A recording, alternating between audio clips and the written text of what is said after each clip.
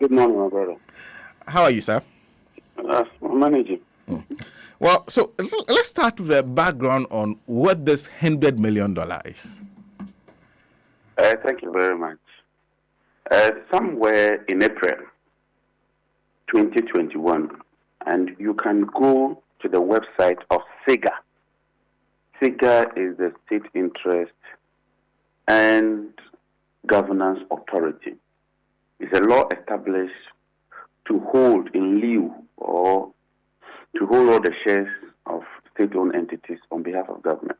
GMPC acquires 7% commercial interest in Jubilee and 10.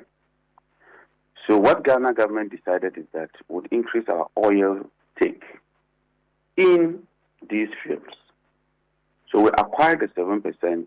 You love Radio Gold. $199 million.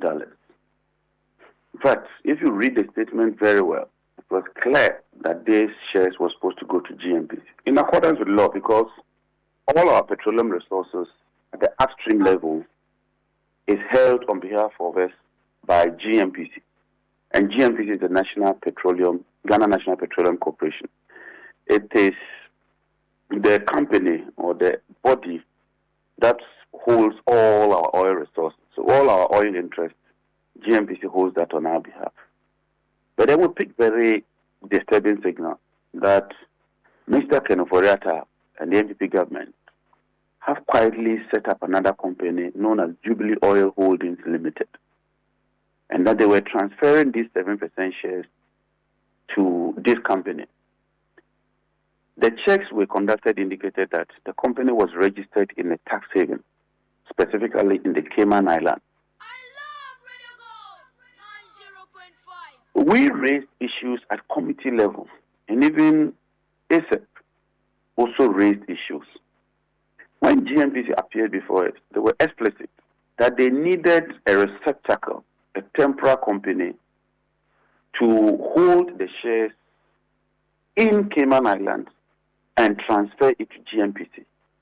So it was a very temporal, short arrangement, and that the shares will be transferred to GMPC. Subsequently, we picked intelligence that the Minister of Finance has decided that the shares will stay with Jubilee Oil Holdings, so they can go and borrow $500 million upfront against these oil receivables. Bear in mind, the Petroleum Revenue Management Act 815 is explicit that all receivables in terms of monies from the sale of our share of crude oil, from surface rental, from royalties, and from any other source upstream, including corporate tax, ought to be lodged in the Petroleum Holding Fund. The Petroleum Holding Fund is a dedicated account that ought to receive all receivables from Ghana's share or interest in our petroleum upstream sector. So why would the minister decide that he blatantly violates this provision? And then Act 919 is clear that if you want to borrow money of such magnitude, you must come to Parliament. So why is the minister trying to raise 500 million without parliamentary approval? The Petroleum Revenue the Public Financial Management Act 921 is clear and explicit. In fact, when this money is lodged in the Petroleum Holding Fund, after the net and carried interest is taken care of, the minister is giving 70% of the money. So he has no beef, he has no reason to take this money into a company established in a safe haven in Cayman Islands. So we intended raising it in Parliament, but fortunately, just this week, PIAC, which is the Public Interest and Accountability Committee, released their semi-annual report on Ghana's petroleum receipts for 2022. In that document, they confirmed that, true to our suspicion, over $100 million accruing from the sale of our petroleum resources has not been lodged into the Petroleum Holding Fund, and that indeed is been paid into this company that has been quietly established in very opaque circumstances. And even more disturbing, PIAC wrote to the Minister of Finance to inquire why those monies were not paid into the Petroleum Holding Fund. The minister responded to PIAC that he doesn't have the answer. PIAC should go to GRA. PIAC then wrote to GRA, and GRA responded that they don't have the answer. PIAC should go back to the ministry. So you see the level of duplicity, the level of opacity. That is why the minority is clear. The minister must repatriate all these monies with immediate effect into the Petroleum Holding Fund in accordance with law. Failure to do so, when Parliament resumes, we shall use and evoke all the necessary parliamentary processes to ensure that we hold the minister and the government to account. This is not the first time. I recall that during Dr. Mantia's time as chairman of PIAC, 2017, 18, 19, over 2 billion of Ghana's petroleum resources could not be accounted for by this same minister. I mean, we've had enough. We won't allow this to continue, and we must bring it to a stop. From listening to you, it looks like this money is not missing at all. We know where it is, don't we? This is not missing. If you show us the account, if you can't locate the account, and we operate what we call a single treasury account, by the click of a button, we should know where the money is.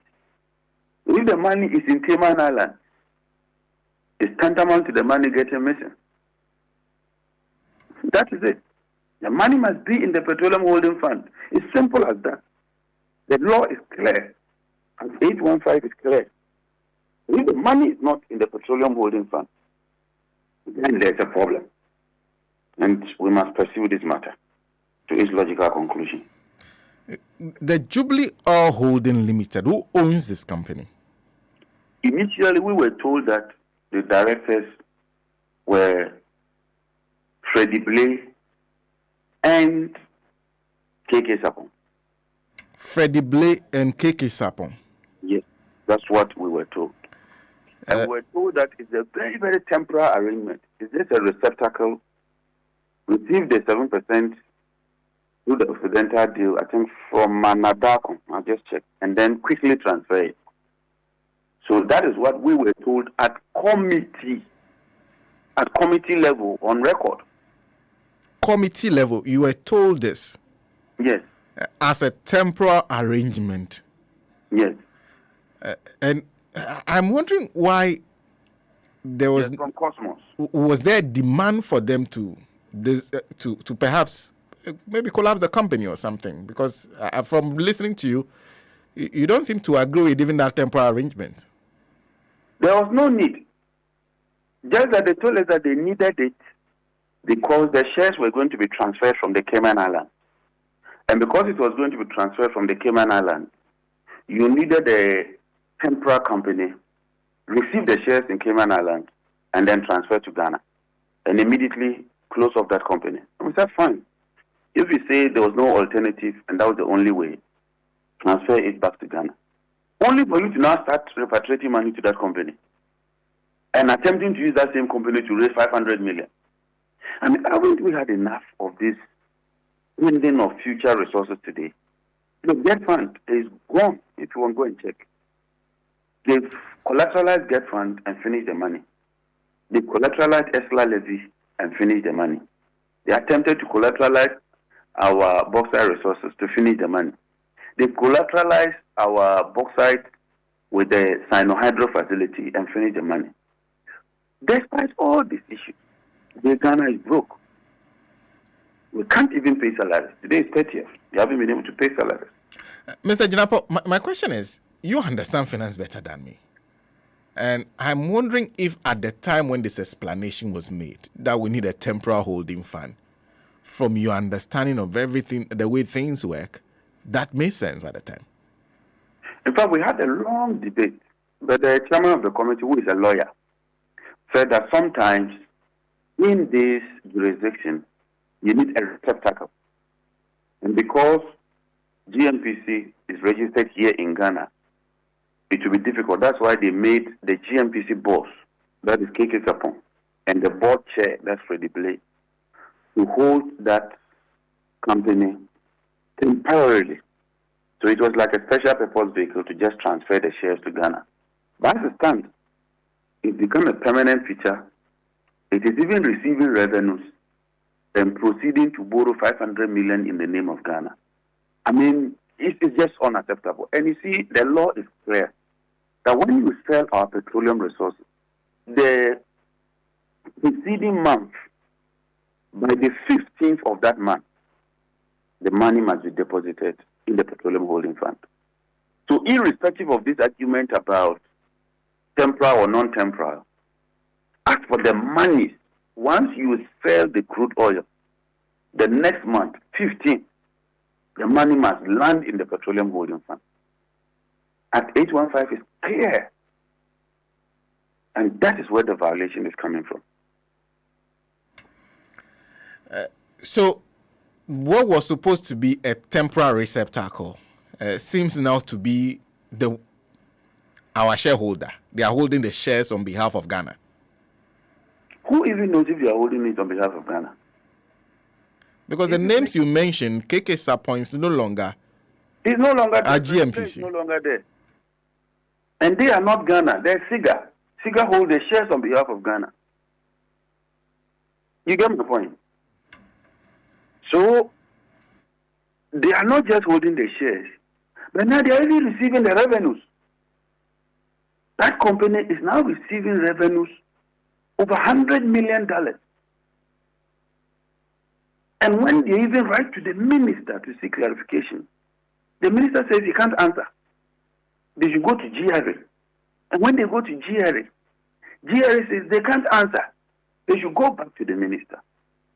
I mean, that must be worrying. That must be worrying. And how confident are you that there's only this $100 million you are complaining about that they receive on behalf of Ghana? That is even the main reason why we are raising this matter. And when we resume, we'll activate our investigative powers as Parliament. Because, we're already dealing with gender. We're already dealing with another matter altogether. And so clearly, we would have to do a full audit, first of all, of total petroleum liftings in Ghana by all the partners. Fortunately, that information will be available. It takes a bit of work. Then we would check what the partners have taken. Net of it is what Ghana is supposed to have. And then we would counterbalance that with what Bank of Ghana has. There's a Bank of Ghana and the Petroleum Commission that have this record. It will be tedious, but we'll do that. And benchmark it to the price as well. And then even go and check the expenditure side. Because the law makes it clear that about 30% would go to GMPC, including their net carried and participating interest. The remaining amount, 70%, goes to the annual budget funding amount. And then the 21% goes to the Heritage Fund and the Stabilization Fund, with 1% going to PIAC. So we need to do all this. It's quite a tedious work, but we'll do it. We are determined. And you're saying that the plan by government is to borrow $500 million? Yes. What they are doing is that they are looking for a company to advance $500 million to them, so they spend the money today. And then they'll go into an agreement with that company to rather lift the oil instead of Ghana. The company will lift the oil, and the amount I'm even hearing is that they are pegging a barrel of crude at $65. How can you do this? And it beats my imagination. It's unconscionable. And that's what I was saying today. It's not just the minority and maybe few radio stations like yours that should be interested in this matter. Everybody must be interested in this matter, including your own so-called media houses. Well, this country belongs to all of us. We borrow them, mortgage all our future receivables. And that has generated no revenue for us. And today we are going to the IMF. Can't you learn something? It's most unfortunate. I know you started some work to try to get the right thing done. But would you agree you let that slip through the net? That perhaps when this was discussed with you, you should have perhaps consulted a bit more and stick with your red flag at the time, because you clearly had issues with it. No. We gave a directive. There was an ultimatum that in their next working program, we want to see the shares indeed land with GMPC, and that should be accounted for. And it's captured in the report. It's clear, it's explicit. Repeat that. You said the directive was supposed to do what? That in their next, because they have to bring their working program for approval, is in accordance with Act 919. If we don't approve their work program, they cannot proceed. So the committee directed that when presenting your work program for approval, ensure that these shares are transferred directly to GMPC, and those same shares are accounted for in your work program, which is supposed to come again when we go to Parliament in October. The GMPC will appear before us as part of the media review. But once PIAC raised this, I cannot sit and wait till October. We must begin to deal with it even before GMPC appears. And I'm telling that even when GMPC came on Tuesday, I raised this matter. And the chairman ruled that GMPC or any so-called subsidiary, the chairman was clear, and it was a ruling, has no authority to go and raise any amount, especially with that 500 million, without parliamentary approval. So it's a process, and that is how we normally work in Parliament. So and it's not as if they came for approval to go and establish this offshore company. Oh, so they didn't need your approval? In fact, we disagree with the whole arrangement. That's why we said they should transfer the shares and close the company. So they have the authority to set up such an arrangement without any form of approval from anybody? They claim the Attorney General gave them that approval. That's what they told us at committee. Was the Attorney General the right person to give them that approval? When it comes to legal opinion, it's the Attorney General. In our jurisdiction, anytime you have doubts about any legal arrangement, your first point of call, and as ministers, we used to do that a lot. When you do that, you are covered. When you seek the Attorney General's opinion, because of future prosecution, you are covered. Your call has been put on hold. Please wait. Your call has been put on hold. Please wait. Well, I think we need to draw Honorable's attention. Honorable, can you hear me? Oh. Well, we were still trying to get some answers from Honorable on this, but they seem to be pursuing this actively. Hello. Yes, Honorable. Yes, my brother. Yes. I was going to ask the question of, you say they do not need, because you are saying in one instance that they need, SIGA is the one that's supposed to hold the shares. They tell you that they needed a temporary arrangement. And I'm saying that if SIGA needed to hold the shares and they were having a temporary arrangement, who were they supposed to have sought authority from? Was it not from SIGA? All these issues led to the minority saying that we disagree with this arrangement, and so transfer the shares immediately to GMPC. If there is an infraction on the law, what you do is to prosecute. Is that not it? And prosecution doesn't rest with Parliament. Okay. What Parliament does is to ensure that the right thing is done. And at that time, no crude oil had been sold. So we are not talking of receivables. We're talking of where the shares should sit. So our committee directed that immediately transfer the shares to GMPC and then close down this JOHL company, which GMPC agreed and said they were going to do that. And in October, when they appear before us, they would confirm and brief it. So as far as we were concerned, that matter had been settled. Okay. It had been settled. Clearly, it had been settled. Now look, yes, you are getting 7% shares, You initially said you were passing it through a special purpose vehicle. We have directed that immediately transfer to GMPC. And then in October, when Parliament resumes, appear before us and would approve all the work programs relating to this. So we were clear, and we had done what is right and proper. But now we are realizing that contrary to our directive, the Minister of Finance is using unorthodox means to appropriate the funds and transfer it to a different company. That's why we're activating all these processes. It's not as if we are quiet. Mm-hmm. We are raising the issues, and we are pursuing the issues and dealing with them. Oh, okay. So, but for PIAC, Honorable Jinapor have been sitting waiting for GMPC to appear before you in October. Then you check whether they had complied with the directive given. There's no other way Parliament could have checked, apart from them appearing before you.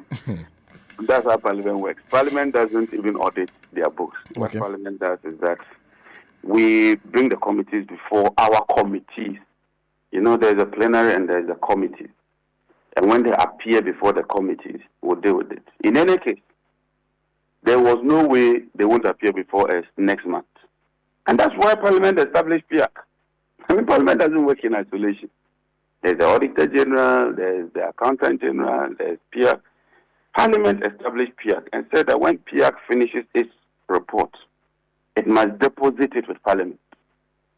That is how we work. So PIAC would go and deal with these issues, just like in Parliament, we have the committee that receives the Auditor General's report. I'll get the name for you. So that committee doesn't audit. When the Auditor General concludes its audit, it submits it to the committee, and the committee is chaired by Honorable Abeji. I'll just get the name for you. That's how we work in Parliament. We give directives, we give timelines, you appear before the committee, and you are under oath. It would have been very difficult for Honorable Jinapor alone or for the minority alone to go to GMPC. We don't do that. We work with processes. Okay. But it's good that this report is corroborated, because I have issued a statement, and I'm surprised that the media never discussed it. On this 500 million, I can give you the date that I issued the statement, cautioning government that will seek intelligence even before this PIAC report. And even as I talk to you, I will extract the document and give you the exact date when I issued this statement. No, actually, Honorable, I do have a story. We do have a story on our website on that. Let me just attend by the Kumpodo government to forward sell our oil resources for 500 million under very opaque and bizarre circumstances, and without parliamentary approval, is most unfortunate and must be condemned by well-meaning Ghanaians. This is 13th September, signed by John Jinapor. 13th September, even before the PIAC report. So we were even ahead of PIAC, raising the issues and saying that we disagree. But before Parliament can do this, Parliament has to convene one. The chairman of the committee is the only one who can call for a parliamentary committee meeting. The ranking member cannot, and the ranking member cannot chair. But sometimes we raise the issues outside even of Parliament, even before we go to Parliament. So we're way ahead in tackling this matter. Yes, and I was just telling you that you actually spoke to me about that. I just didn't know that it had this complex hands in it. But finally, you said that PIAC actually tried to get answers from from the Finance Ministry and also from GRA, and both keep sending. So they went to Finance Ministry. The Finance Ministry sent them to GRA sent them back to the Finance Ministry. In whatever you do in October, will you be involving these two entities, or you stick with the GMPC? In fact, under the architecture in Parliament, PIAC would deposit this report in Parliament. The Speaker would admit it in plenary and refer it to the appropriate committee, which in this case is the Joint Committee of Finance and Energy. And then we would formally fix the date with the chairman of the two committees, invite PIAC, invite GMPC, invite Ghana Gas, invite GRA, and invite the Ministry of Finance. But we are saying that we won't sit and wait till we get to all those periods. We must begin to ring the alarm bell. And so what some committees will do is that they'll just sit and wait till all these bodies appear before them. But we, the minority side, says we won't sit and wait to get to that level. And that's why we started raising the alarm bell, engaging you, the media, so that even before we get there, we know where we are. So that is how Parliament works. Certainly they will appear before us. But it's normally a process. And unfortunately, that is the process in Parliament. Well, before I let you go, we were just talking about, because this really has to do with the revenue we are getting and what we are spending these revenues on. And you talk about some 2 billion cedis, which the finance minister still couldn't account for from our resources. I'm guessing you've been listening to him this week on what they are doing and how they are approaching the negotiations with the IMF. If you have, what are your thoughts on it? My thoughts on what you heard from the finance minister in terms of what they are putting before the IMF and the things they'll be doing. Okay, anyway, the Finance Committee is meeting the IMF, I think, on the 5th. And I'm a member of the Finance Committee. So the minority side, we are meeting this week to put our thoughts together. Our ranking member, who is our leader, is Honorable Atufosin. So all of us have been doing some analysis in order to put that before the IMF. So what the Finance Minister said is just his own personal wishes and thinking. We met the Finance Minister, I think, last week in Koforidua. I'm telling you, this economy is in crisis. When he presented the figure, and you can even go to the Ministry of Finance's website and check summary of the fiscal data. In the first 2 quarters, our total revenue was 30 billion. 30 billion, total revenue. If you take just 2 items, just 2, not all the expenditure, debt servicing plus compensation, it's 42 billion. You have 30 billion, you need 42 billion to pay only debt servicing and compensation. Before you come to capital expenditure, goods and services, NHIS, debt fund, district assembly common fund, or the statutory payment. So this economy is in crisis. So it's not enough for him to just hold a press conference and give this unnecessary assurance. I mean, are you not tired of his assurances? Anytime they give assurance, a week or 2 down the lane, you see very, very serious issues with the economy. So we'll make our position clear. But I'm clear in my mind that next year we are going to have to take very, very difficult decisions. And Ghanaians are going to go through a lot of pain and a lot of difficulty. There's an attempt by the NPP to make it look as if they go to the IMF and the problems are over. The IMF basically deals with debt sustainability. They deal with the financial order of the world. And their first question is that, looking at your debt structure, how are you going to deal with that? Tell us how you're going to deal with the debt structure, even before we come to help you. So you must put yourself on the path of debt sustainability. If you decide to restructure the debt and reduce either the interest or the principal, what it means is that you and I, the money that we have with the bank, because the banks are only a body that mobilizes surplus units. They will come and tell us that the government has reduced your money. If you reduce my money sitting in a bank, I'll tell the bank, okay, give me the rest of my money. I don't even want my money with you. And this economy will collapse. So it's not that it's a very simple thing that they sit there and hold press conferences and put across. And watch my words, listen carefully. In the budget that is coming, we're going to see serious taxes. We're going to see a tightening of the system. And the poor and the marginalized will suffer the more. There's no way out. They've lost it. They don't have any ideas again. So that's the stark reality that is facing this country. And we'll keep monitoring and keep doing our work as a minority. But I empathize.